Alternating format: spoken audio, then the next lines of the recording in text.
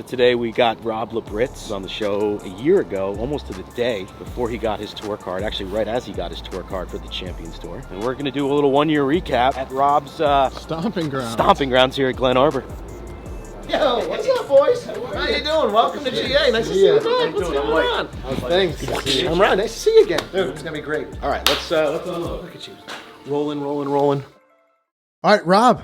First of all, great to be here in person with you. Nice for you guys to make the trip out here. Appreciate it. Can you believe it's been a year since we last had you on the podcast? No. Oh, how things have changed. It's craziness. I can't. That year went by so fast. That it was like I was talking to my wife yesterday, and we were like just preparing for the Chubb last year or this year, and now we're like preparing for the Chubb in Morocco next year already, which is crazy. Yeah, so it went by fast. It just flew by, and this is going to be. I've been really looking forward to this because this is going to be such an interesting perspective. Because when we last spoke, you had just earned your tour card. But hadn't played any events yet. It was just fresh off the big win, which, by the way, I mean, let me tell you something. Newfound respect, because after we talked, Mike and I head down there and we played TPC Tampa Bay. Okay. Oh, that's right. Scramble. Yeah, that's right. I remember that. I saw the. That's right. Listen, didn't have our best stuff. I'll give you that. I think I got you, didn't I? Of course. Yeah, it's a good one. And they just redid it too. So they redid all the greens and redid all the tees, and they just opened it again. So it's phenomenal. Yeah. But what you did there. Now, I mean, like I said, newfound respect. I've said this for a long time. I said in some of these tour events, they should have a pacer in the field. They should have a guy like us, 10 handicap, just go out there and play, just to show how good you guys really are. Because you guys are out there, you make it look easy, but we played it. I mean, the greens, that was a tough golf course. Good golf course. I'm glad you guys played it just to see, because it was four of my best rounds. To get especially that last round. That was kind of cool. And your boys down there, Donnie, Steve. Oh yeah, Steve Ostroff and Donnie. Oh my God, great guys, super hosts. So thank you. They're cool. So did you guys have the Labritz wedge, by the way? We didn't have the wedge salad. We saw it. We read it. We saw the ingredients because I hate blue cheese. You don't have to have it. You have exactly, and that's your take, right? Yeah, I don't like blue cheese either. That's why you did it. I love it. See, it was perfect for you. It is perfect. Well, that's just an excuse to go back. I know. We'll go back and because you got to play the redo, right? We got to play the redo. Right. We got to get the salad. So now let's get up to speed. Like I said, where we left off our last conversation, it was like, the big feel good story. And I would encourage anyone who hasn't, go back and listen to that episode and get up to speed, because it was just, it made the rounds on social media, news outlets, because it was such a great story of you getting onto the tour. What I want to find out was, now you've got that card, that first event, the first time you step on the field, so to speak, and you start to see who's out there with you and all that stuff. Is that when it really sunk in? Was it when you first got to your first event? I know with the card, a lot of that would sink in, like you made it, you're on the tour. But what did it feel like that first event? Yeah, that's a great question. I got out there and I just went out there on Sunday. I registered. I've never played Tiburon, so I wanted to get there early just to play the golf course. And Bernard Langer locker was right next to mine, and I was like, wow. Here we go. It begins. Cool. Yeah. And you get out to the first tee and you got all the signage out there and you're like, wow. And I just turned to my caddy, Todd, at the time, and I was like, Todd, here we are. And he was like, this is so cool, bro. Yeah. And it was good. I think we had a good week. I think we finished tied for 19th, maybe our first event, at 2 or 3 under, I think. Nice. It wasn't crazy good, but it wasn't crazy bad. It was surreal. And then, the adrenaline as you're out there for the first 4 or 5 months was insane. And I know I'm supposed to be there. Right. So I was just happy. Yeah. I'm always happy playing golf. It's just so much fun, especially when you're playing at that level. It's really cool. I think one of my favorite things I saw, and I think this was from the Senior Open, but I saw something shared where you hit the tee box and you had your phone out and you're just recording it and just so obviously soaking it in. And I saw a lot of the comments were like, golf needs more of this. And I think that was just so cool to see that for us from a fan standpoint, felt really connected, because it felt like vicariously what it would be like to have that dream come true and be there. So did that carry on throughout the season? Yeah, that feeling. Totally. And that became kind of like my signature move on the last day. I'd kind of pull out the phone, and it wasn't really to do for social media. It was really just so I'd remember. Yeah. Because I like to go back and look at those things, because those are the things that pump me up. Yeah. I mean, you're like, I mean, the last day of the Senior Open, I mean, I'm playing with Ernie Els and I just took out my phone as I'm walking there, and the next thing you know, he's grabbing me and he's pointing at me, and we had just a great round out there, and I guess that thing went viral too because nobody really does that, but I didn't know it was my signature move, but I guess now it's it's just a fun thing to do. It's like nobody does it, but it's what we all would want to do. Like we just felt like in that moment, I felt right there with you. Like that's the same thing I would do, just because because you even said it goes so fast. So just even to be able to remember it. So how many events did you end up playing in this year? I played 26 events. Yep. Wow. 26 events. And, we're going to go through the whole season. I had some good tournaments and obviously some bad tournaments. Mm-hmm. But what I found out, I learned a lot about myself, probably the most I've ever in my life, learned about myself as a first of all, human and then a golf pro. And I saw my deficiencies. I saw where I'm good at. I saw what I liked. I saw what I didn't like. I saw how much I was working. My deal this year was to go out there, and I told myself when I started the season, I was going to give it 150%. Mm-hmm. And when I say 150%, I was going to get there Monday morning. I was going to play 18 holes, learn the golf course, practice till dark, work out, go to bed. Tuesday, wake up, work out, practice, go play 18 holes, work out, practice, go to bed. Wednesday Pro-Am, Thursday Pro-Am, Friday tournament, Saturday tournament, Sunday tournament. Mm-hmm. So I did that pretty much all year, which for me, I think it was 210 rounds of just golf this year for me as a PGA professional. That's a lot. That's a lot of rounds. But I got to tell you, by the end of the season, I didn't understand what mental tiredness was. Yeah. And then, I played okay in the first playoff event. I believe I finished like 19th. I actually lost a spot. But then the last two playoffs events, I was grinding so hard that I was mentally tired. Yeah. And the reason why I know I was mentally tired because I was getting a little frustrated. For the first time. Yeah. And I don't get frustrated out there. I still smiled and did my whole thing, but internally I was feeling frustrated. So as I reflected, I got sick after the season ended. I was sitting on my couch for about 10 days as I reflected and was writing pages of notes of just like how I felt and what so that's how you learn about yourself. When I reread the notes, I was like, okay, well, wow. So you played 4 weeks in a row and you played 30 days in a row.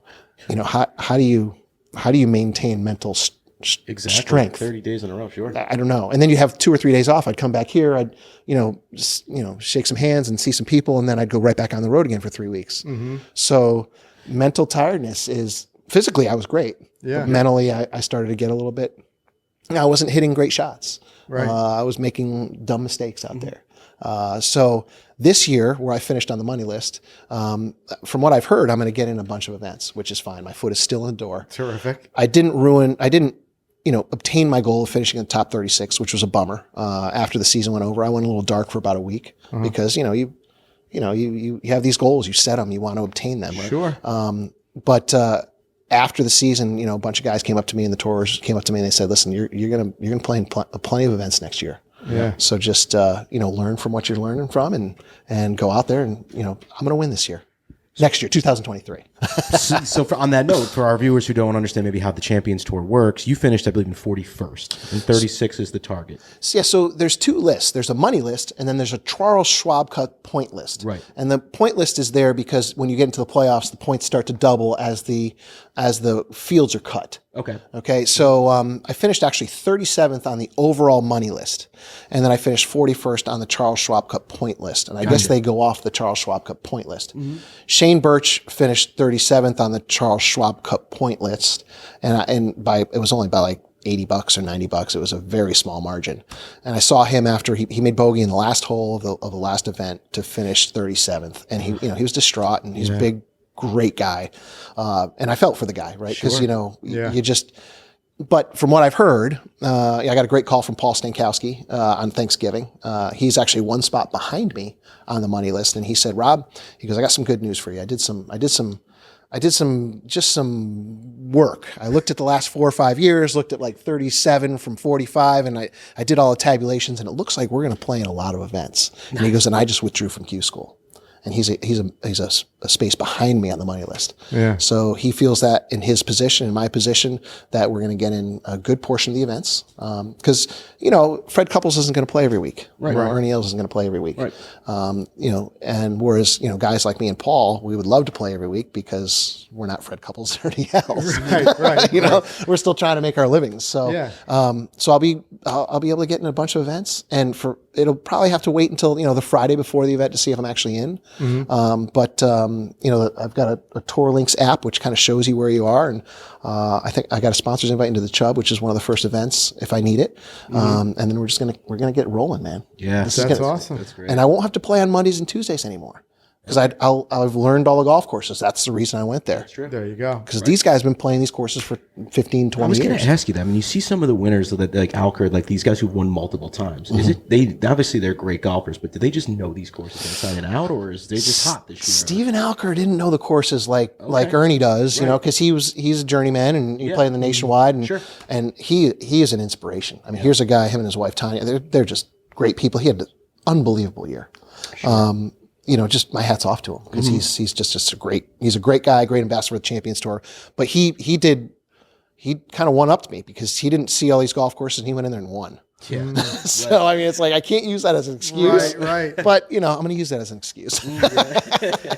Well, now you talked about reflecting on the mental game and now having seen the courses. So how does that change your game plan for next year for the events that you're going to be in? How are you going to approach it differently? Yeah. So I'm not, I won't grind Mondays and Tuesdays. Yeah. I'll chip and putt, and then I'll play the Wednesdays and Thursdays pro-ams. Right. And that's how you see the golf course. But, I'll go out there and I'll just work on my short game. Another thing that I was deficient at was my short game because I played in so many different types of grasses. Yeah, I mean, it was unbelievable. I mean, I got in certain areas. Alex Chayka is a perfect example. I'm playing off Zoysia. I'm hitting shots and catching them a little heavy, and the ball's going nowhere. Alex comes over and he goes, "What are you doing, Rob?" And I'm like, "Well, I'm hitting short game shots." He goes, "Not that way, you're not." So I got some help from the guys out there that I played around, and they were really cool. David Frost gave me some tips. Alex Chayka's gave me some tips. I mean, the guys were genuinely trying to help me out there.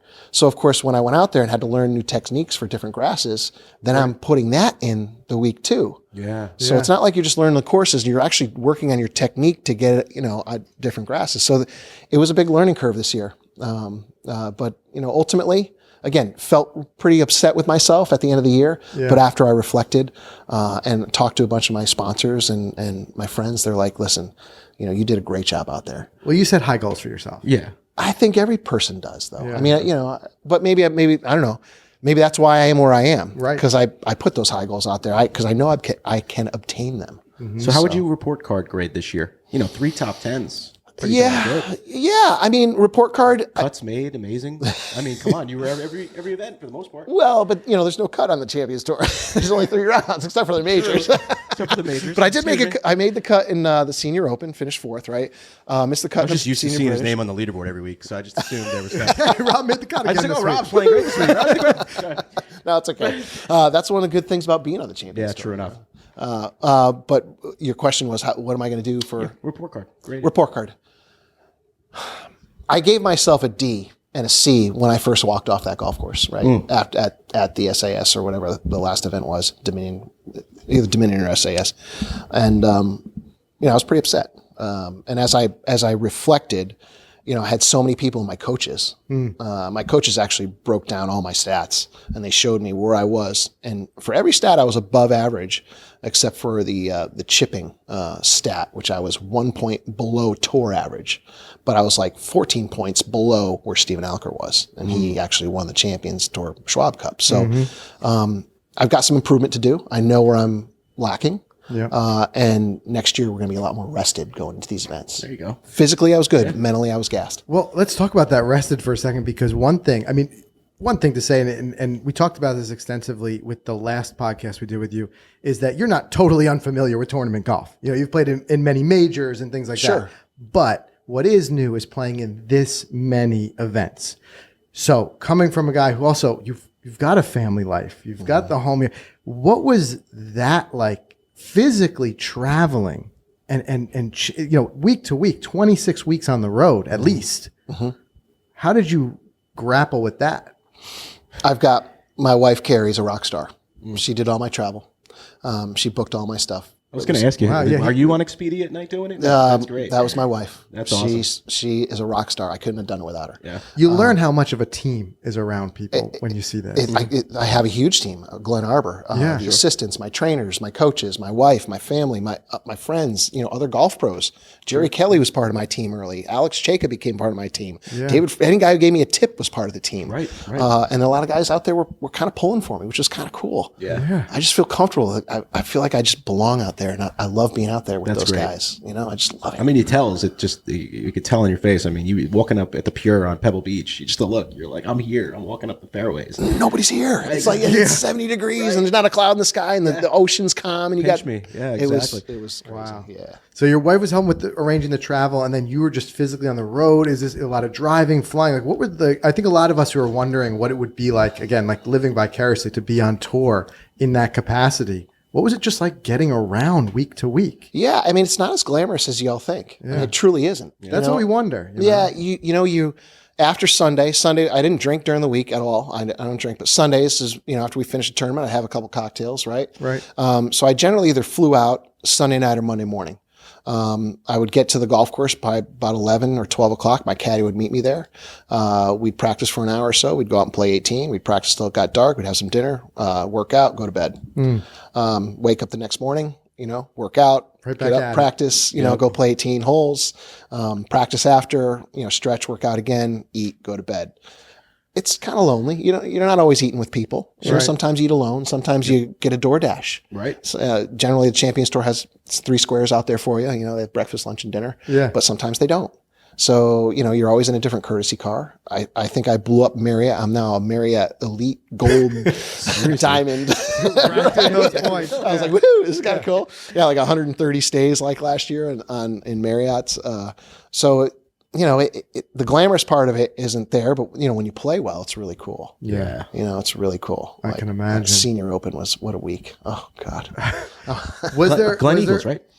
That was the British. Yeah, The Senior British. Saucon Valley up in Pennsylvania. That was so That's cool. what I was going to be my next question. I mean, you got to see a lot of golf courses the first time, maybe some you had played before, but was there a kind of a surprise, one that surprised you, like a golf course that really fit your game, something you really thoroughly enjoyed? Yeah, it's kind of stupid to say, but the ones I played well at kind of fit me. Right. Saucon Valley was great. I have a huge respect for Firestone now. The senior players, I think I finished 11th there. What a track. Yeah. OMG. So good. That's on our list for next year. You have to do it. Yeah. Because you can hit a shot in the fairway and have no access to a flag. It's like, which is crazy, right? Yeah. And then there's like all these little nuances. It's a unbelievable golf course. It's probably in my top 4 or 5 now. Wow. Yeah, it's that good. And was it your first trip to Pebble, or had you played there before? Never played there. The only one I played was Saucon. Really? The only golf course on that whole schedule was Saucon. I only played it once. Wow. Yeah. Any cities you were just like, that was awesome, food was awesome, any nightlife or anything that was like, I can't wait to get back? If you even got to see it. I'm not a nightlife guy. My nightlife was in the gym and stretching and then, being in my room and, writing some stuff and watching a little TV. Because you were in Seattle. I mean, where were you? You were all over. Gosh, You I said was Morocco. from Calgary. We didn't go to Morocco. Morocco was canceled, but we did. We did Washington. We were in Calgary. I loved Virginia. I mean, I fell in love with Virginia.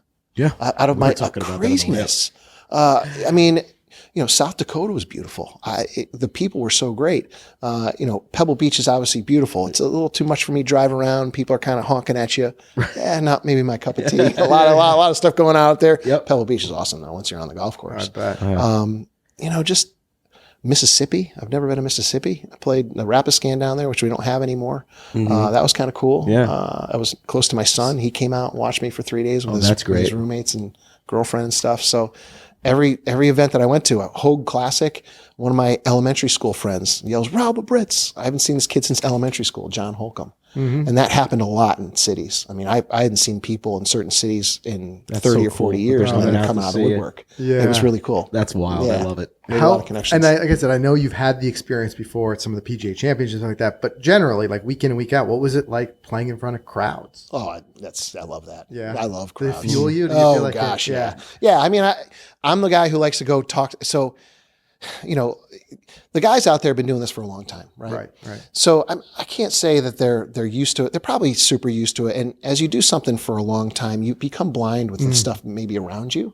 Whereas I like to talk because that that gets me relaxed. Like if I'm on the first tee, I was on the first tee of the last one of the last playoff events, and there's a bunch of people behind us. And I'm like, hey, what's going on, everybody? And they're like, whoa, what's up? How you doing? And I'm like, yeah, is everybody having a good time? Like, yeah, you know. But that's relaxes me. Yeah. And then I could hit the shot, and then and then the crowds kind of get behind you because they like to see you talk to them. Mm-hmm. Whereas a lot of the guys don't really talk to the crowds, but it's okay. It doesn't mean they're wrong or right. It's just what I like to do. Because it takes me out of the moment, and then I can get in the moment when I'm hitting a shot. So it relaxes me. Yeah. I don't want to be focused for 4.5 hours. I want to focus for my shot and then get out of it. Right. We talked about that. Yeah. You're saying exactly. Because how hard it can be to hold that mental attention and that. So actually, I wanted to go back to that too, because you mentioned before, like that was one of the biggest things you learned was how mentally exhausted you were. Was that something you realized after the season when you were decompressing it, or did you feel it out there? I felt it, but you didn't realize the last few events. Okay. And I didn't know what it was. Okay. I was like, wow, the adrenaline must be wearing off. Wow, I'm getting a little frustrated. I was like, people don't notice that. Right. This is me talking to you guys internally, feeling what my belly feels like. Right. I'm still going to smile, right? But you're hitting good shots at flags. You're going over the greens. You're going in palmetto bushes. You're not playing to the best of your ability. You're getting mentally tired. But I didn't understand what that was. Whereas Saucon Valley, you think about it, my best finish out there, I was over every shot. I was focused on every shot. I know the difference as I reflected of how I felt and the notes that I took after that event. I took notes after every event, how I felt, what I thought about, good shots, bad shots, coming up the last hole, what I felt like first hole. So I reflect on all that. I read all that. So you really understand, I understood at the end of the season that, my full attention was there, but my brain was just tired. I mean, how many push-ups can you do? Yeah. You do 50 push-ups. They say do 50 more. You can't do it. Right. You can try. Right. And you might get on your knees and but it's not going to be good push-ups. Yeah. That's kind of the way mental fatigue is. Yeah. And I experienced that for the first time in my life this year. Wow. Yeah. It's good too that you realize that, because so many of us just not having that general self-awareness, maybe never catch quite up. Like, maybe I was just off that week. But I think part of that is that process that you have that I think a lot of us can learn from, of like outside of the lines, like when you're not out on the golf course, when the way to think about your game, the way to think about it in a way that you can improve. Yeah. So I love that idea where you're noting it. Everything. So that you can go back and you have something to go back to. 100%. And I can show you the notes. There's pages and pages on my notes on the iPhone. And I just, every event, every day, if I thought of a swing thing, I'd let me get my notes out. With my coach, I'm feeling this. Let me get my notes out. Right. So that way, when you look at the end of the season, because I want to be out there for 10 or 15 years. Yeah. And you can't it's not just like you're taking a dart and closing your eyes and doing this. You got to know what's going on. Right. So that was my way of kind of figuring it out in my way. Nobody's ever told me to do that. Yeah. That was just the way I figured out to do it. So. All right, we're going to get you back to the interview in a second. Just want to take this time to thank our show sponsors first. Titleist. Well, you don't get to be number one because you talk a good game. You got to earn it. Titleist earns the number one ball and golf title every week on tour, with more players trusting the Pro V1 and Pro V1X than any other golf ball, and it's not even close, guys. In fact, it's often more than 70% of the field. And the numbers, they're even more impressive at the amateur level, where Pro V1 and Pro V1X, they're the number one choice at the NCAAs, the U.S. amateurs, the U.S. women's amateurs, and so on and so forth. So everyone, make Titleist your number one. Tee up the Pro V1 or Pro V1X on your next round, and always bring your best. All right, guys, we'll get you right back to the video in just a second. But first, we got to tell you, the only thing better than football Sundays is football Sundays with DraftKings Sportsbook. And we're excited to be partnering with DraftKings, an official sports betting partner of the NFL, to share an unbelievable deal with new customers. That's right. Do you want to win $150 in free bets? Well, all you need to do for new customers is to sign up for DraftKings using our promo code Golficity and bet at least $5 on any pregame moneyline wager. If your bet hits, you're going to get $150 in free bets. You heard that right. That's an additional $150 in free bets if your pre-game money line wager of $5 or more hits. So if you want to up the stakes even more, try out the same game parlays, where you can combine multiple bets from one game, like which team will win and how much, for a shot at even bigger winnings. And if mobile sports betting is not available yet in your state, don't worry, because you could still get in on the fun with DraftKings Daily Fantasy and DraftKings Rainmakers. And guys, DraftKings, it's safe, it's secure, it's reliable, reliable. Best of all, you could deposit and withdraw your cash whenever you want. All right, so here's how you're going to take advantage of this. Download the DraftKings Sportsbook app now. Remember, new customers use promo code Golficity and bet $5 on any pregame moneyline bet, and you're going to get $150 in free bets if your bet wins. So remember, that's promo code Golficity only at DraftKings Sportsbook, an official sports betting partner of the NFL. All right, and of course, we got to thank FootJoy as well. Guys, FootJoy just released their most advanced layering apparel system ever.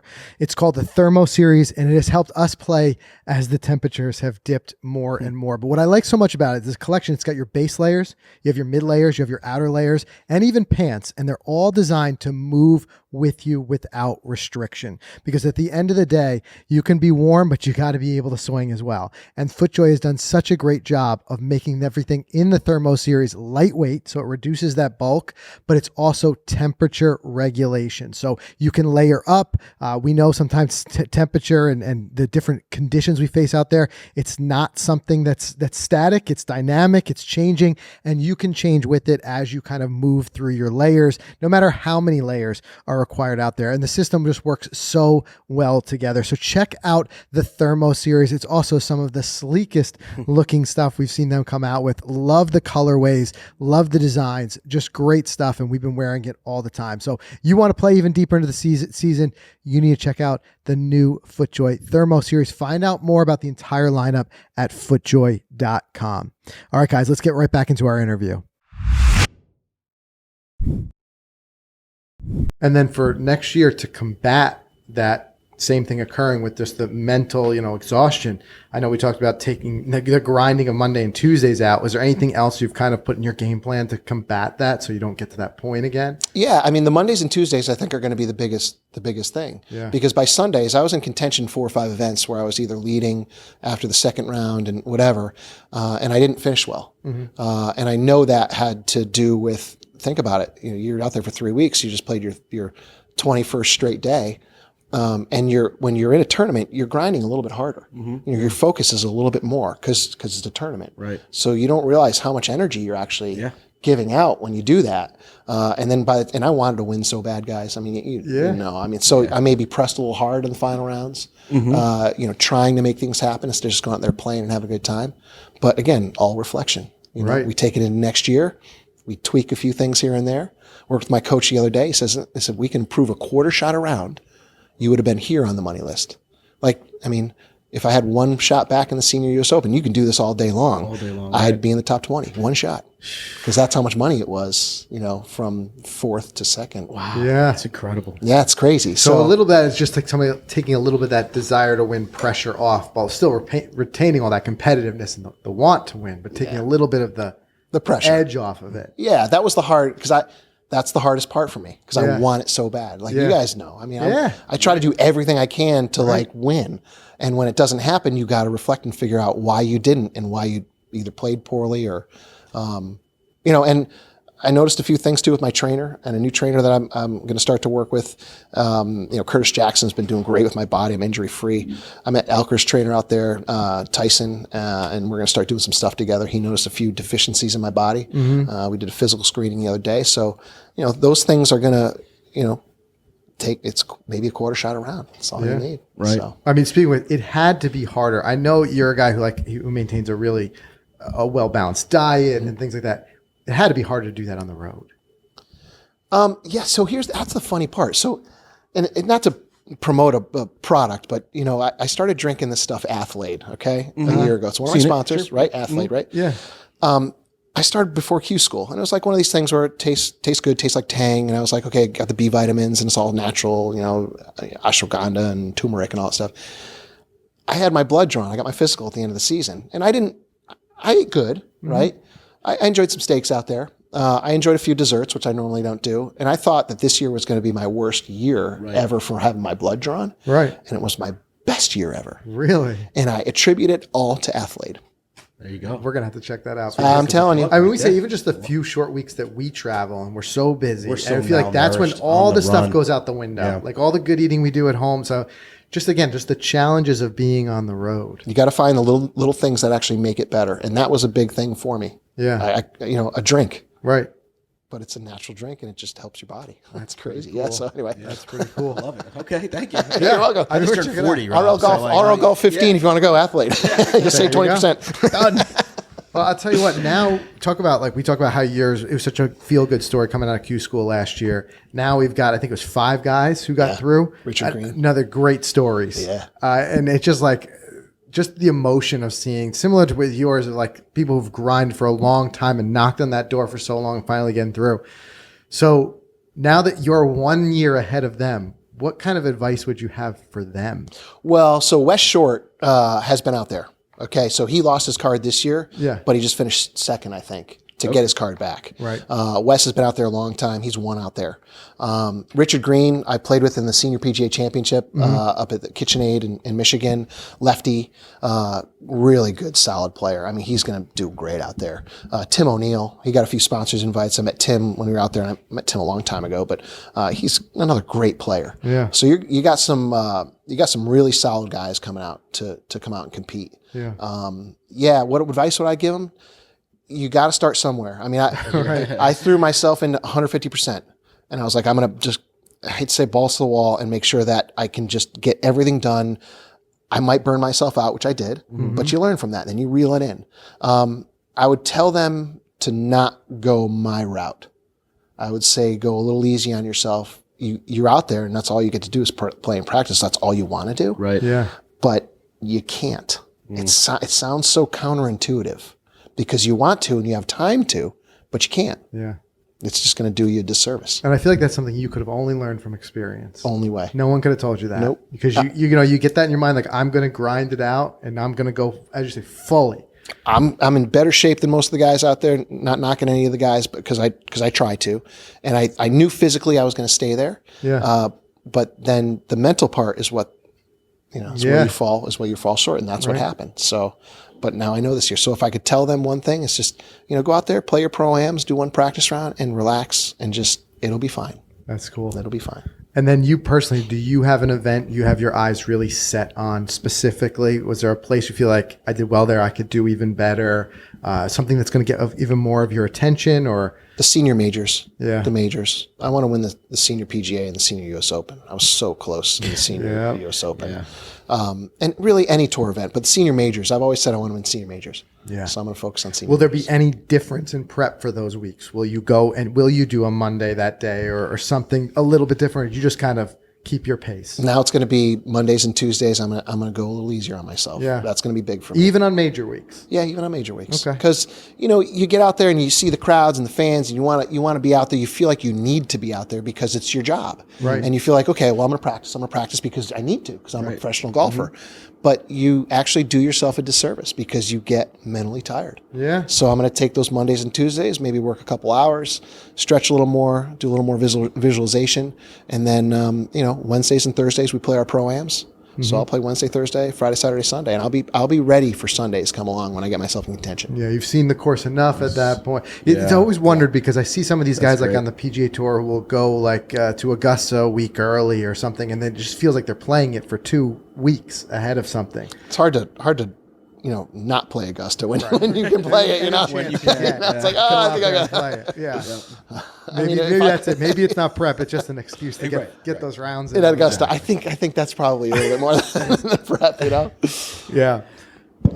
But yeah, so I mean, look, I'm excited to see where you take it from there, and I think as the main point here, what we really want to do is as much as we could live vicariously and see what that's like to now going from the dream job come true to now actually doing it, but also what you kind of learned along the way. And I think that's so incredible that somebody who's even known the game as long as you have learned something very specific about the game and yourself just from being out there this year. Biggest learning year I've ever learned about myself. I mean, I got to know myself more than anything. As a club pro, you're not reflecting on yourself. You're helping your students, you're helping your members, you're helping your owners, you're doing all that stuff. But like when you're out there and you're playing golf for yourself, you got to learn about yourself. And I'm 51 years old. I matured a lot this year. I became a better player. I became a better father. When I was home, I was present with my kids all the time. I wasn't booking lessons and getting on the phone. I was with my wife even told me that the other day. She told somebody else that the other day. She's like, when Rob's home now, he's present. Yeah. She goes, it's really cool to have him around. Yeah. Which, I think I'm becoming a better person because I understand myself more. And I've put in the time to succeed. So now I'm still going to put in the time, don't get me wrong, but I'm not going to put in as much time. I'm going to stay a little fresher. That was the biggest draw that I got out of this year. Yeah. Totally. Just approaching it with that wisdom under your belt. So what will be the first event you'll be in so that people can tune in if they want to watch you play? What will be your first event for next year? Yeah, so I think it's going to be Morocco if I get in. I know it's a reduced field, but I also know that a lot of the guys don't go over there for some reason. Maybe it's a big trip for them. So it'll be Morocco and then the Chubb. The Chubb, I've got a nice sponsors invite if I don't get into the field, which is cool. So those first two, if we come out and get a win early, all is good. Oh, that'd be sweet.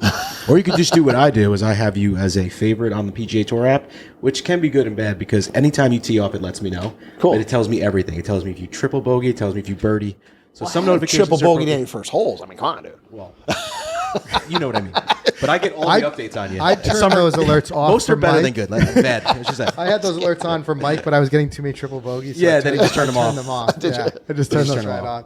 Well, listen, Rob, we appreciate it, taking the time to sit down with us here. And I know this is a time for real relaxation for you and catching up with people and being home and recharging. So thanks for taking the time. This has just it's been enlightening to learn from your experience, and we'll be rooting you on hard. I appreciate it, guys. You guys are awesome. I love being on your show. If I can give a couple shout outs. Absolutely. To one of the best places I stayed at was one of my sponsors, Ed Tuccio in Naples at the Chubb. He's got this beautiful place and this huge one of these high rises that got hit by the hurricane. But all my sponsors, Glen Arbor has been amazing. Centerview has been amazing. Orion Infrastructure Capital, Tuccio, Golden Child Holdings, Crystal Burgers, Stone Street, or Stony River, J. Alexander's. I mean, all these great restaurants that are owned by Golden Child Holdings. Yeah. And then, God, they've been so supportive.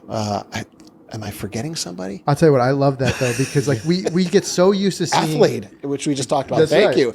Athlete, we get so used to seeing a name on the leaderboard, but it's the team that supports those names that we don't know enough about. Right. And it's incredible because no one, I don't think, could do it without the teams. And it's just great to hear you talk about how they helped you along the way. Everyone from your wife booking the Airbnbs to everything, it's incredible. It is incredible. I couldn't done it without them.